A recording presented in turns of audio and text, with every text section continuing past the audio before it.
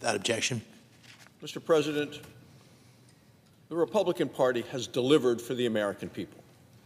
We promised and delivered a country that is safer, stronger, and more prosperous. That's what we've seen in the last year.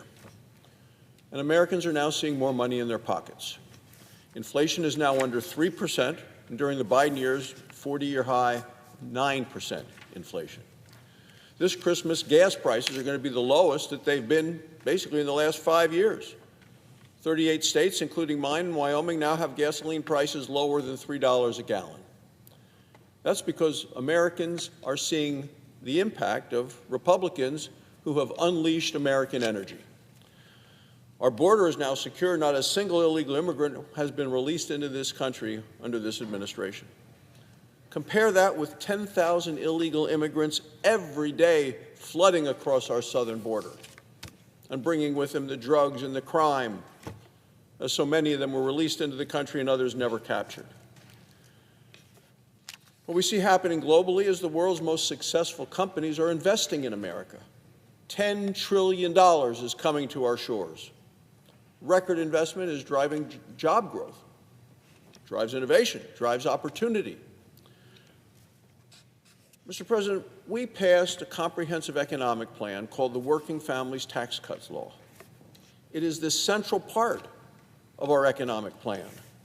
And I really want to thank Senator Mike Crapo, Chairman of the Finance Committee, for his hard work on seeing this through. Republicans cut taxes.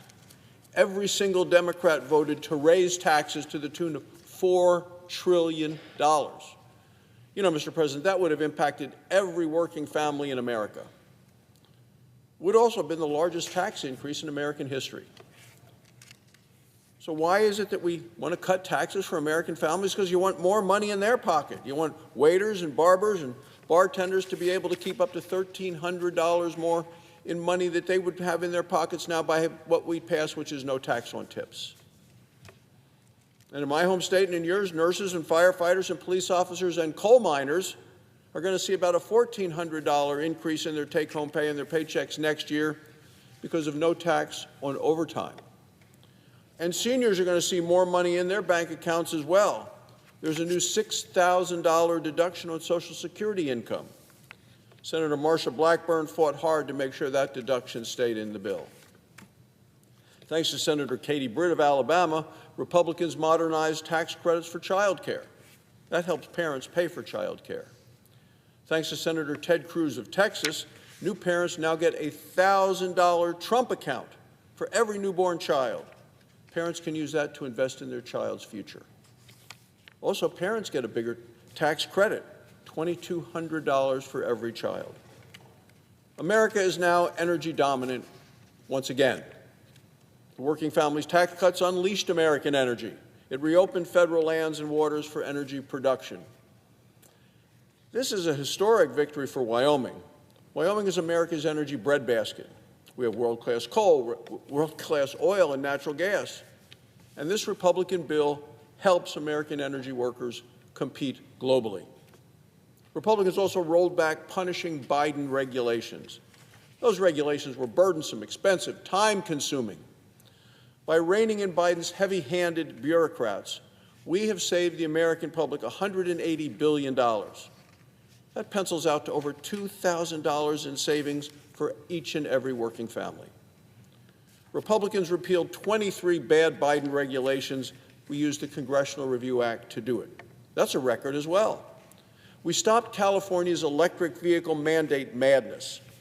Thanks to the leadership of Senator Shelley Moore Capito and Senator Deb Fischer and Mark Wayne Mullen and Bernie Moreno, Americans are now back into the driver's seat.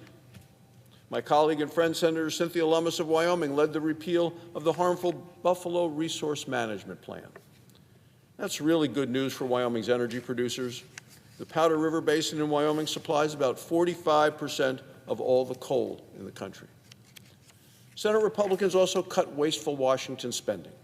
We cut over $1 trillion in waste, in fraud, and abuse as part of the Working Family Tax Cuts Law. We also passed the first standalone rescissions bill in over 30 years. Special thanks to Senator Eric Schmidt of Missouri. Taxpayers saved over $9 billion because we cut liberal projects. Let's look at some of them. One of those pet projects included net zero cities in Mexico. Another cut out electric buses in Africa. And taxpayer-funded classes on, quote, environmental racism. Mr. President, additionally, Republicans created a $50 billion rural hospital fund. It is the single largest federal investment in rural health care in American history. You want to help patients with rare disease find treatments? We were able to do that. We passed a bill that I introduced called the Orphan Cures Act. As a doctor in Wyoming, I saw the challenges that patients face when they have few or no treatment options. That's why I fought to bring hope for millions of Americans living with rare diseases. Mr. President, Republicans are also making our communities safer. We began this year by passing a bill from Senator Britt and for Senator Ted Budd of North Carolina. It's called the Laken Riley Act. It was the first bill that we passed this year, the first bill that President Trump signed into law. It mandates the detention of illegal immigrant criminals. Amendments from Senator Joni Ernst and Senator John Cornyn made it even stronger. We also passed the Halt Fentanyl Act. It cracks down on deadly fentanyl trafficking. Thanks to Senator Bill Cassidy of Louisiana and Chuck Grassley of Iowa, they've done incredibly hard work and important work. On top of that, the Working Families Tax Cuts made a historic $170 billion investment in border security. It finishes the wall. It hires more ICE and Border Patrol agents. And as we finish this year, Mr. President, Senate Republicans have confirmed a record number of President Trump's nominees.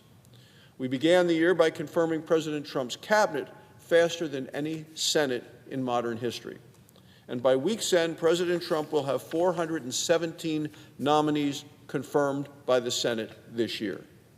That's far more than the 365 that Joe Biden had his first year in office.